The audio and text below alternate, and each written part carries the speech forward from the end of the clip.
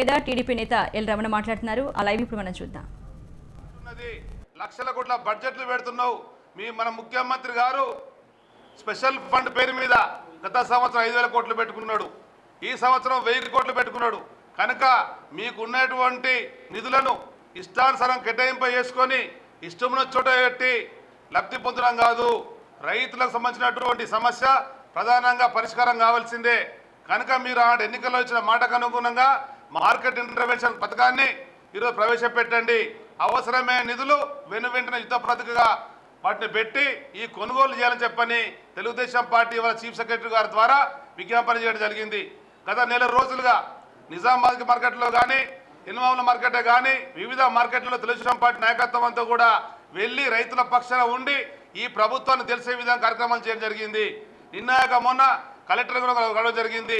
చివరికి ఇవాళ కలిసినటువంటి చీఫ్ సెక్రటరీ గారు తను ఇచ్చినటువంటి మాట ప్రకారంగా తప్పకుండా ప్రభుత్వాన్ని తెలియజేస్తానని చెప్పని పాలక పక్షాన్ని తెలియపరిచేస్తానని చెప్పని వెంటనే చర్య చేపడతానని మాట ఇవ్వడం జరిగింది.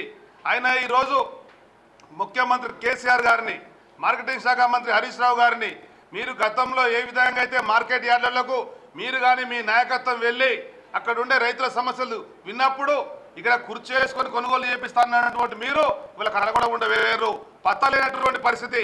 వెంటనే అన్ని మార్కెట్ యార్డులకు మీ పార్లమెంట్ సభ్యులను, మీ శాసన సభ్యులను, మీ శాసనమండలి సభ్యులను పంపించండి. రైతులను ఓదార్చండి, ధైర్యం చెప్పండి, మొత్తం కొనుగోలు చేయాలని చెప్పని తెలుగుదేశం పార్టీ వాళ్ళ డిమాండ్ చేస్తుంది.